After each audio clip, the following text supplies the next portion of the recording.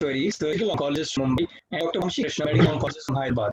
The panelists of this session are Dr. Yogesh Kulkarni, surgical oncologist from Mumbai, Dr. Indranil Ghosh, medical oncologist from Kolkata, Dr. T. Sav, medical oncologist from Bhopal, Dr. Vancha Biswas, medical oncologist from Bhubaneswar, Dr. Anupama R, surgical oncologist from Kochi, Dr. S. P. Shekhar, surgical oncologist from Bangalore, and Dr. Arun Chandrasekharan, medical oncologist from Calicut. Over to you, ma'am.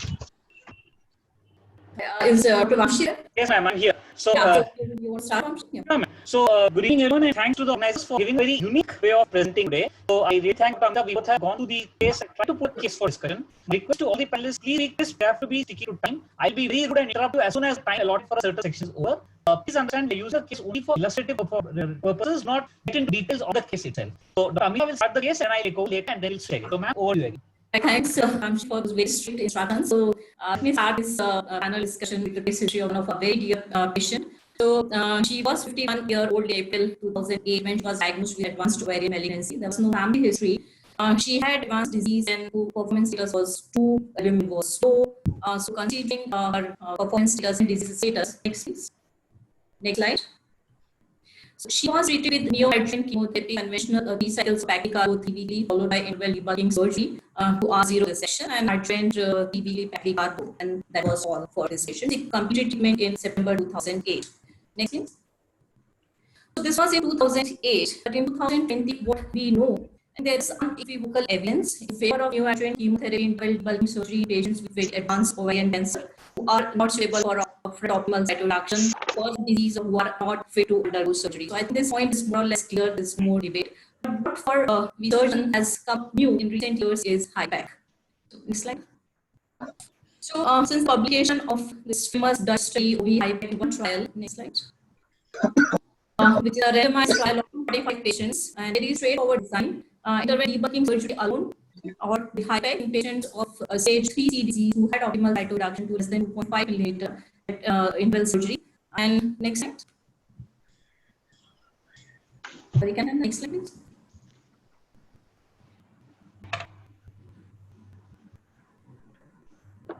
Now, are you able to view the slide? Because I can't, so okay. can't see. I'll just do it again. Yeah, so slide before, please. Yeah. Okay, so can I just have full screen now? Anyway, so this trial showed statistically significant difference both in recurrence-free survival and overall survival in favor of HIPAC. So my question is to my surgical colleagues here. Maybe to start with Yogesh, what is your take on this trial, and has it really changed your practice? So to define this as a practice-changing trial, this answer. I think we have to view this trial as a practice-changing trial. In a certain, obviously, there are certain flaws in the design and the results of the trial. But this is the core question, which was sort of a biggest debate in the NACT Virgo trial, that in spite of having optimal cytoreduction rate, the patients had more recurrences in the NACT. So probably what I believe is that the microscopic disease disappears after, or small disease disappears after neoadjuvant chemotherapy, can be addressed by HIPAC at the time of interval debulking surgery. And the second thing is, at the time of interval debulking, the extent of surgery is less. So the patient's tolerability to the HIPAC is likely to be much more than you do with an upfront aggressive surgery, which is a much higher surgical morbidity. Okay, so I think we should consider this as something that we have to incorporate in our practice at some point of time. But do you think study of 245 patients is good enough to change your practice and incorporate HIPAC, which is potentially costly and morbid mortality in our routine practice, or you think we need more evidence before we can incorporate in our standard of care? As I said, there are certain flaws in trial. One is the sample size, of the number of patients. Second thing also was assessed where the PFS endpoints were made. Probably you need to do a larger time for overall survival. Third thing is they have not studied the impact of PARP inhibitor, because if you study longer, the patients would on PARP inhibitor. The gap in the overall survival must be much narrower than what is seen as of now. But logically, I do believe that this trial is likely to impact practice, especially in this small subset of stage 3 high volume disease patients who have received neoadjuvant chemotherapy. Okay, so it has kind of impacted our practice. Yes, Anup, what is your take on this?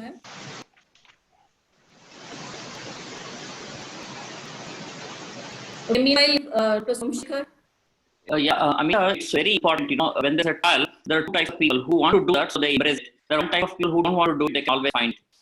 In the history of oncology, changing the whole practice based on one trial is risky, because you can't generalize all the patients and all the setup. It's very important to understand. Second thing, you asked question, is the practice changing? I don't know whether we can give an opinion. Already, unfortunately or fortunately, whatever it has changed, insurance companies in Europe has approved HIPAC, and then government institutes in Europe now approved, which change practice. No, actually, is it practice? I would disagree. Has not really changed practice, at least in our country, to a great extent. Because in our country, we are not essentially based on insurance. So when it is a private sector which is doing institution, things should vary. Practice changing, what practice change would apply when a government organization or policy maker changed it. In Europe, Canada, US, they changed. So, but what I want to say, it is key to change on this trial. It's a different IPL story, a different people look at it. The reason is Right. the population they have taken is not all OV coming in, like in IP trials or normal IV chemotherapy trials. Second, these were a group of patients who were operable or operated. Those which were thought to be inoperable, high risk group, non-resectable, low performance, operated. So it's a difference rate of patient constitute 40% and were extrapolating prior to 100. This gives a trend that yes, there is a role of HIPEC, but based on this one trial, we can't say it level on evidence. It needs to be explored further to make it uniform across the world. Right. So I would agree with you. In fact, European guidelines as soon as do not become HIPEC as on date. And what is also very interesting in this trial is that centers which recruited maximum number of patients actually showed least benefit from HIPEC. So as I think Somsekhar pointed out, there are many lacunae in the trial, and we will have to scrutinize it well before changing our practice based on this trial. Now, coming to what you were discussing, Somsekhar, in frontline setting. So after primary debulking surgery, where you see in terms of evidence a role of HIPEC. Yeah, currently, strictly by evidence, there is no trial just included in upfront surgery, not neoadjuvant, primary debulking surgery. It's very important to understand OV HIPEC 2 trial started last year. I have already recruited about 46 patients. So it would be 7 years from today to another trial. So if you say by evidence, currently it is building, but it's very important to understand absence of evidence doesn't mean that it doesn't work, because if this trial, what OV HIPEC was done, if they had done, apparently would have spoken about the other way around. Is the role neoadjuvant chemo?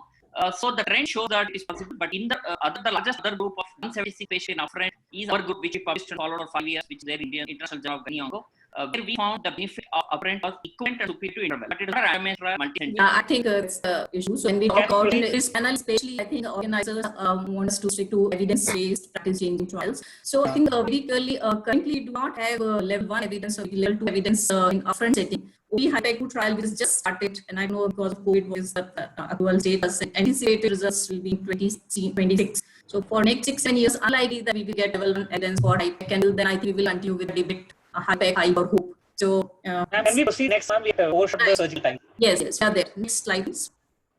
Next slide. So yeah, Ramshi.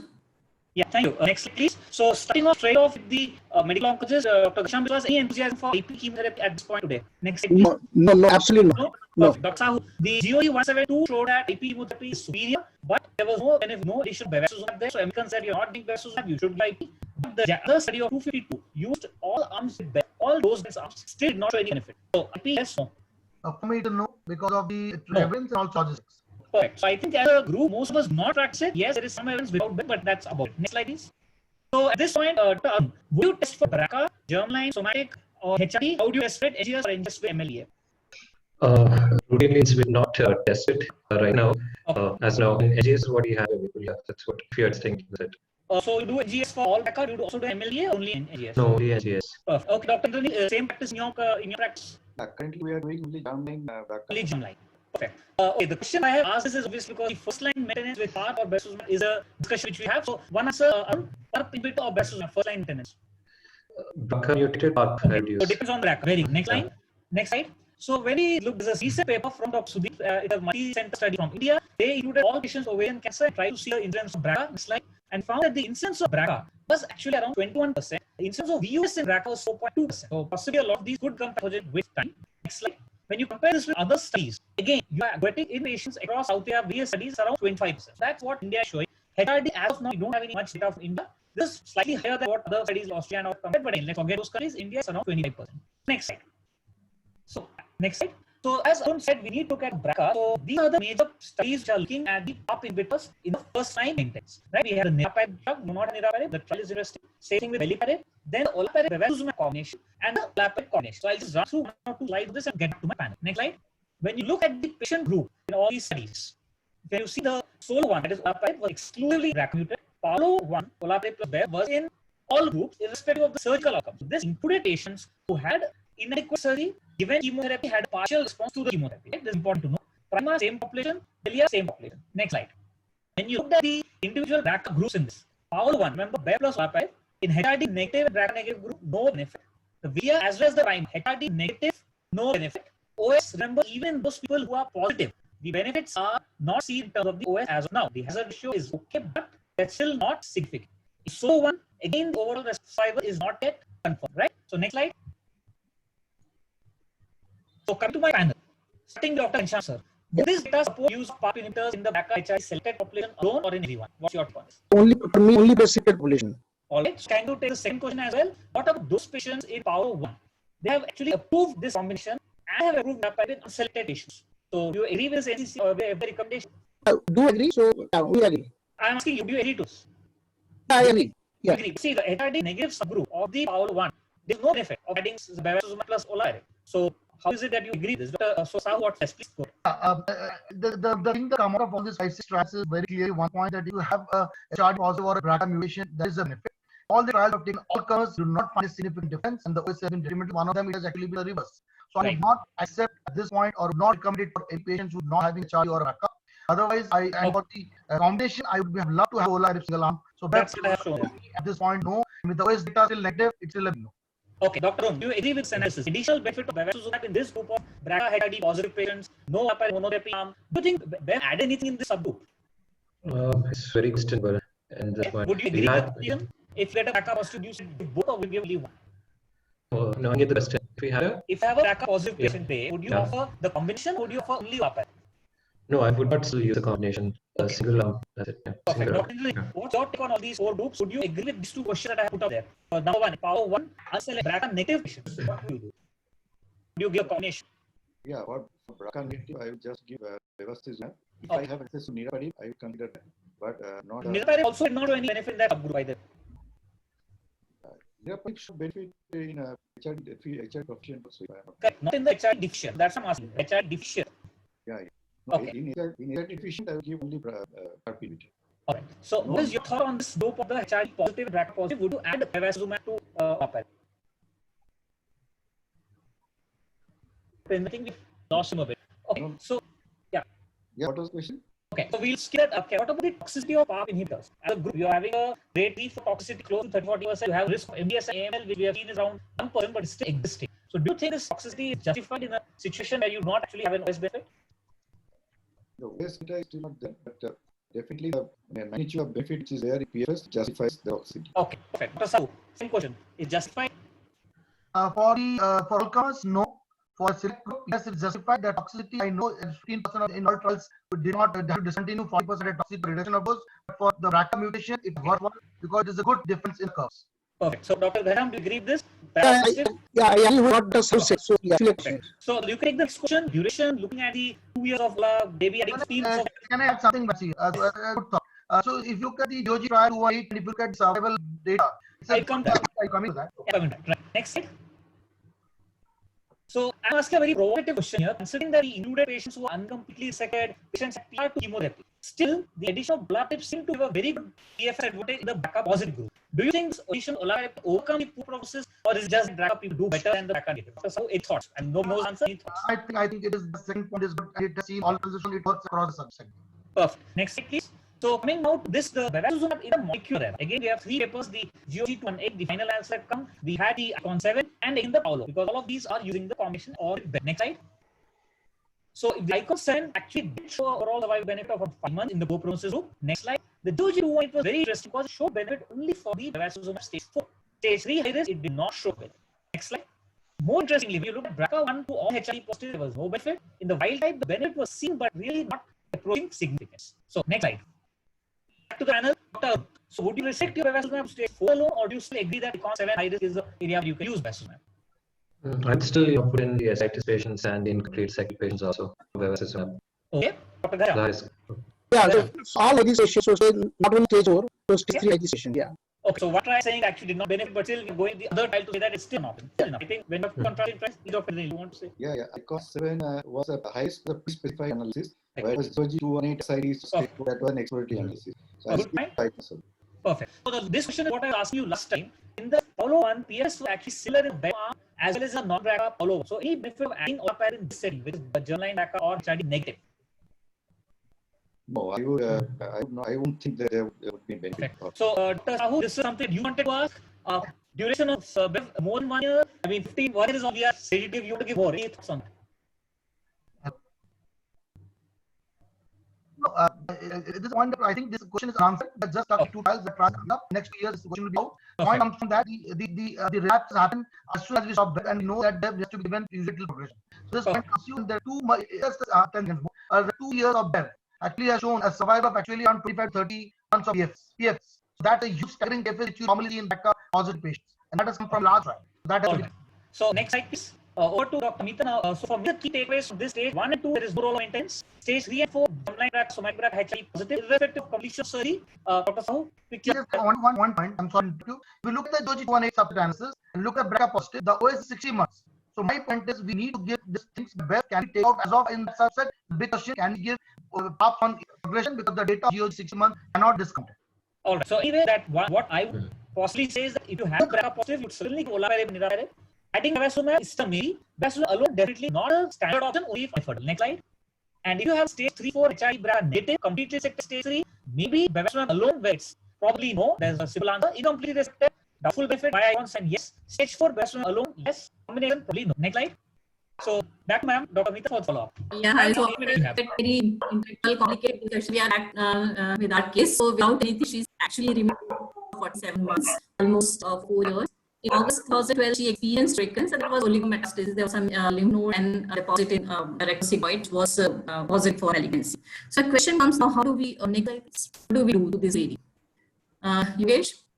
I think, if patient performance status is good and SPS is 0. Yeah. So I think then we should be considering the current evidence is patient for second cycle. Okay. Anupama, can we go to the next slide and we have opinion from surgeons? Yeah. So yes, she has long disease interval and isolated recurrence, so she can consider for surgery. But only thing is that if you look at the desktop trial, stop was run on primary demarcation. She is neoadjuvant chemotherapy patient, so desktop might not apply. So strictly speaking, and Somsekhar, are you there? Yeah, see, the issue with recurrent rule of surgery is a very selected group. There are the initial part of desktop showed there's no survival benefit. Now updated and shows there is. So in this particular patient, you have shown limited volume of disease, long disease, free travel performance is good, no other malignant ascites, no extra-abdominal disease. This patient usually most of the center would consider for second cytoreduction. And based on one phase 3 randomized control trial, there is a role of IPEC in this because it's an RCT which has shown overall survival benefit. That's the most controversial RCT. We will unpack quickly, but just in recent time, we got 2 phase 3 randomized trials everything they show secondary cytoreductive surgery, unfortunately with contradictory results. So GOG-213 failed to show any survival benefit. No, in fact, it was detrimental in patients undergoing secondary cytoreductive surgery, although statistically not significant. But that's something which was presented in ASCO this year. Can you go to the next slide, please? Next. Yeah. So it showed benefit both in terms of disease-free and overall survival. Next slide. Next. So what could the reason for next slide? Next. Yeah. So this is GOG-213, which failed to show any survival benefit as opposed to desktop-3. Can you go to the next slide? Next. So what do you think could be the reason for this, this opposite result? One trial showing benefit or failed to show benefit. Both are very good number of patients. I think if you see overall survival in all the 3 trials in patients who have completely undergone RSO cytoreduction, the overall survival is more or less similar. Only outlier is GOG-213 chemotherapy group who has received bevacizumab. So I think Dave has probably made the difference because the desktop only 20% of the patients have actually received bevacizumab.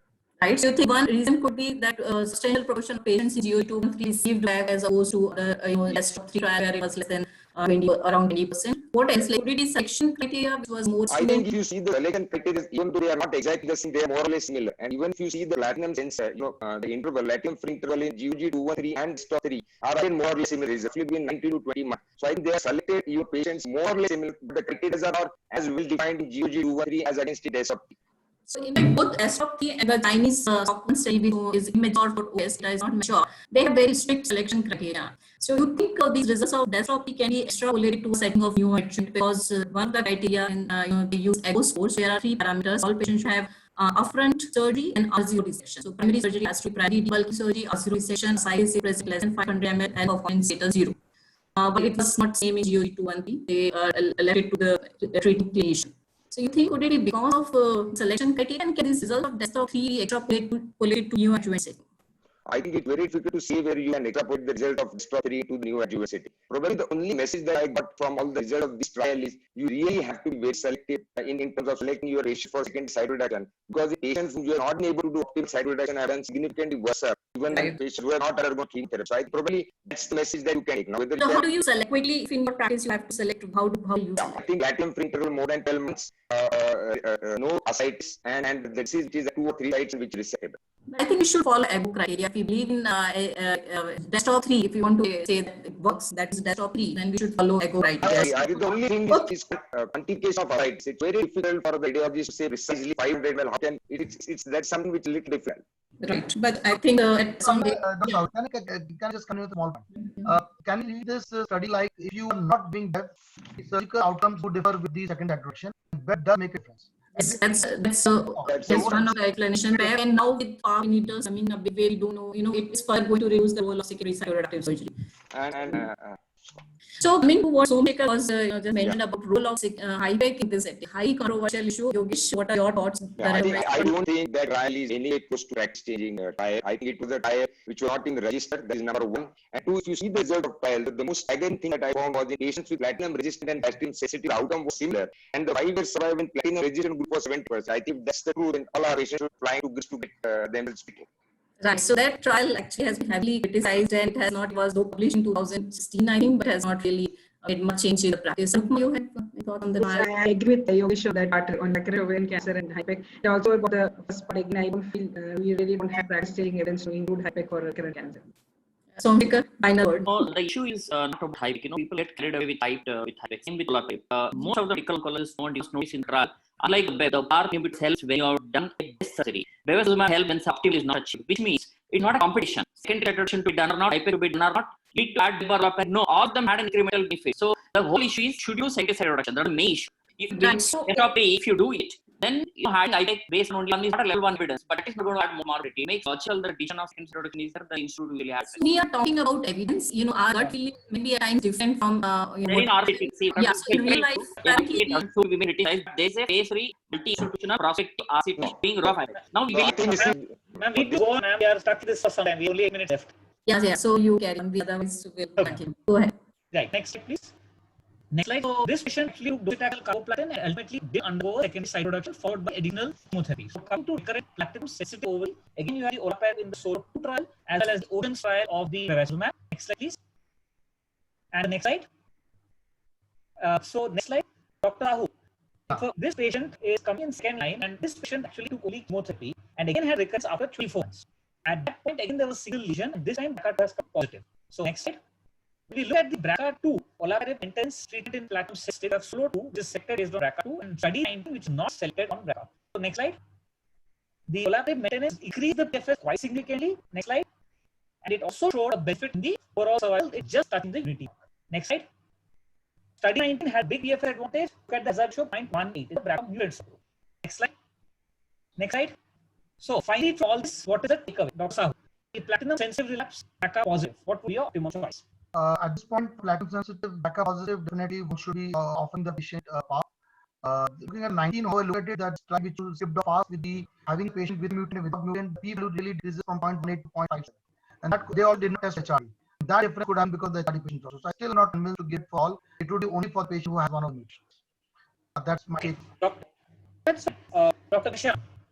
So I'm happy for a platinum sensitive relapse, either BRCA positive or negative. So at the moment, the only trials to us, so there is no requirement for BRCA. So if a patient is doing good at platinum for first case and it is at least a year, so the patients are put on maintenance already. So, Dr. Hanshan, the study what Sahu was talking about, the study 19, the mutant BRCA negative did not really show that benefit, and the SOLO2 was exclusively BRCA mutant. I agree that FDA has given a poll, I agree NCCN talks about it, but is it really a strong practice, or do we have strong evidence to say that it should be given in all comers? Niraparib has been approved again that same, but do you agree when you have a bevacizumab with you, this still be used in this same? Should you use a BRCA inhibitor versus bevacizumab? So I don't know at this moment, so it will be a difficult choice since I'm practicing because I have this trial last 4 months or so. So I am thinking parents, so may 2 years down lane, so I will be in a percent to answer. So these patients may or not be BRCA positive. But if you're not even with chemotherapy, there would be no data for giving maintenance for that. You don't give along the platinum. This is what I'm saying. So when I say that, I mean with platinum. Obviously, when I say that, I mean platinum. So just to answer a couple of things that's coming up, do not actually use platinum maintenance. We give either PAR or BEV, that someone has asked. Secondly, you give chemotherapy, patient response, then you start your PAR inhibitor, whereas BEV you start before, which is why BEV gives you a bigger PFS because it includes the period of chemo. That's what you were asking. Dr. Indra, if you can come at this point, what's your choice? Platinum sensitive relapse, BRCA positive, BRCA negative, optimum choices. For BRCA positive, Olaparib is the choice. For BRCA negative, again, from study 19, data is there that the benefit in BRCA negative is given by the HRD patients. Right. So again, same thing comes up. So that answers your third question. If it is PSR with HRD positive, we'll still consider. Okay. What about BRCA and HRD negative? Both are negative. Would you go for bevacizumab? Would you go for a PARP inhibitor? I will bevacizumab. Dr. Arun, any discussion on this point? Are we okay with this point? No, study in phase 2 trial. I'm not too happy. I would go with if positive. Okay. All right. I guess medical oncologists are happy that is a target and you're using something against that target works better than using something more broadly. Bevacizumab is a very shining example of what that is not, because we don't have a target for bevacizumab as of today. Next slide. So coming to the last part of the discussion, next slide. Platinum-resistant carcinoma ovary, two slide studies Aurelia, and again we have some other discussion on this. Next slide. Dr. Sahu, bevacizumab standard, is it accepted, or you still think there's a role for PARP inhibitor in a BRCA positive, HRD positive? I would exhaust that. I'll exhaust that first because it is such a BRCA would be rare positive. So BEV is something to accept because the duration of the BEV is also very small. 3-4 cycles what normally progress with. Money cost is less. The Hajar ratio is also better. Okay. Your call on not take on this. Yeah, I would agree to that. The response rate PARP inhibitors is maintained over lines of treatment. Even after 6 lines, the response rate is 24% or something. So I would try bevacizumab first. Okay, so I think there's a rare instance, all of us are unanimous conclusion, at least in the platinum resistant, don't have too much doubt. You would go with BEV, add a PARP inhibitor later once it progresses. Excellent. Next slide. So over to you. So you continue back. Yeah. Okay, please just go back on slide. So this patient actually had BRCA2 positive. They again took chemotherapy. This is the third time chemotherapy is given. Actually fourth line, but you can call it the third time. Was started on olaparib. Developed anemia, after it was rescheduled with a lower dose. So that's something no, it will happen. Next slide. Took 24 months of took 30 months of olaparib followed by progressive disease. At this point, multiple liver, multiple lung lesion, or lymph cancer tried, hypotenuse right. Patient died progression in June 2020. Total OS of 138 months, which is around 12 years, which is pretty good. We do not consider immunotherapy this. Let's make immunotherapy over as of now. At least there's one subject or one cancer immunotherapy spreaders as of now. So next slide. Ma'am, I will just hand over to you for conclusions and the summing. I think Dr. Hemantha do this. I think has to make the final concluding remark, right? Okay, thank you. So over to the organizers. Thank you so much, sir. I now request Dr. Hemantha, medical oncologist from Jaipur, to please give his expertise and moderate the question answer session. Over to you, sir. So good evening, everybody. Can you hear me? Yes, I can hear you. So thanks for your organizers. I think a really interesting format. Really enjoyed myself. Excellent moderation of my session by Amita and Vamshi. Excellent input by surgical oncologists and medical oncologists. So let's do the questions first before we summarize, which already been done and reviewed by Vamshi and David and Amita. So, like the first question from Gankar, ESMO guidelines do not recommend IPEC even after cytoreductive surgery. So maybe I think Somsekhar, you can take this. Why does the ESMO not consider the evidence strong enough today to recommend IPEC? So the two reasons, the only one trial on IPEC which in RCT doesn't encompass all state of patients. Because a single RCT should have given answer. It took only 1/3 of the real scenario patient. So based on the 1/3 surgery and the surgical arm in the hype non-IPEC not reached to the international standard. That's why we are not yet reached that level, and rightfully it is done. Better to have two questions before going. And also the standardization of institute is not managed. It's very important to understand IPEC is not something which don't be carry infusion part. So we need to standardize other things and apply for all strata of ovarian patients, upfront, interval, operable representation, not receptor representation, then it would be high level evidence. So maybe in the interest of time, you can take the second question also from Dr. Monica.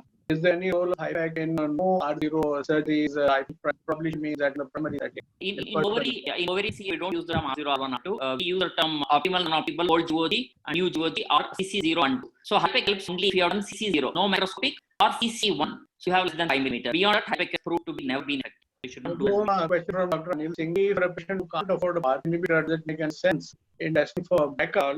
I'd like to address this to TP. TP, can you take this? I think it's an easy one. So yes, I still believe that BRCA would be important if there's familial component to it. And I would be more interested in discussing that part. It may be beneficial to the patient, but there is a genetic element. So I would actually disagree with you that if the patient can't afford an intervention, then what is the point in doing a test? But we can argue about this later. Dr. Hemantha. Yeah. So this patient can put it to a clinical trial. So the other angle of doing the test. Agreed, completely agree. I'm good to see you, and you're well and active and alive and leaking. So really lovely to see you. Take care of yourself, man. Maybe you can take this question and Dr. Seema. She wants to know which trial the results were reversed after adding PARP. I'm not sure I understand the question. Maybe you can. No, this was one of my comments reacted to. I think this NAPERI trial which had the HRD BRCA negative, they actually PARP inhibitors are armed with burst. I'm not sure of the trial. One of the trials that were there. I mentioned that, so I'll come in that. Dr. Malhotra, can I just make a small comment because there are many gynecologists in the audience. So I think BRCA testing has implications beyond PARP, which we should not forget. We have to think in terms of family risk reducing surgeries, preventive strategies, and in today's time, I think we'll medically legally also encourage not to advise BRCA testing in these sessions. Okay, great. Thank you. Point well taken. So Dr. Randeep wants to know what is the role of PARP inhibitors in non-BRCA HRR genes such as PELB2 and JAK2. So Arun, are you there? Can you take this? Yes, sir. So I'm not very sure if it comes in the HRD panel. I think then definitely the effect would be there. I'm sure with PELB2 and JAK2 in the HRD panel. If it isn't, there's definitely role of PARP in the test. Yeah, it does come in the chat panel. So, Vamsi, can Okay. you address this? Seems like a tough question. Can you go back one Yes, sir. question? Yes, sir. So the idea is all of these genes activities covered as part of each other, but single gene mutation will not correlate to a HRD positive. Whereas BRCA gene mutation will correlate to a HRD positive. So if you get one of these two or three genes which are mutated, you still need to look for a HR, or path or through some other. Okay, so Dr. Amish wants to know that if the patient has either BRCA1 or BRCA2 positivity, should we still look for the HRD? So maybe, Indranil, are you there? Can you address this? I'm here. I think, according to me, there is no role of further testing because already we have got that target. And Amish again wants to know if the patient can't afford a PARP inhibitor and the BRCA is mutated, would maintenance platinum help? Vamsi, you want to address this? I am not very sure we can use platinum long standing. It causes toxicity and you can give it. So I'm not sure that's a good idea. But yes, there's no evidence to say it won't work. I don't think that's a good idea. So TP, this one is for you. Dr. Gangamkar wants to know that patient who is BRCA positive and has a platinum sensitive relapse after a secondary cytoreduction, you have R0 disease. Would you still give maintenance PARP inhibitor or would you give platinum chemo in the second adjuvant setting this patient? If the patient, I agree with you always give that. Yes. Okay. You give it. So Dr. Ram wants to know what do the ovary is standard in maintenance setting. So maybe we can. Sir, I get the first one. Ganam? In the rental maintenance, I think so. It's 7.5 versus 50. Both are approved. You can go for one of them. I go for 7.5. I do it for the platinum refractory. The average is 15. So that's how. Okay. Any other questions? That's it. How many minutes do I have, or are we done? You have 1 minute. Okay. So we've discussed HIPAC in this session, maybe small role in the primary setting, very little role in the secondary setting. Intraperitoneal chemotherapy, there is no role. There is some role of secondary cytoreduction in the carefully selected patient. Possibly in a selected subset, there's a role of getting the BRCA1 and the HRD testing done because we have PARP inhibitors now approved in the first line setting, maintenance, and also in the second line setting. Role of BEV plus PARP is questionable for the patients who have negative BRCA1 and negative HRD. The role of PARP inhibitors is questionable. Then again, the role whether the patient has platinum sensitive disease or platinum refractory disease is extremely important in decision making, both with regards to what chemotherapy you give and also with regards to the PARP inhibitor of bevacizumab. And I think with that, I'll conclude. And we had a really excellent session and an extremely good format.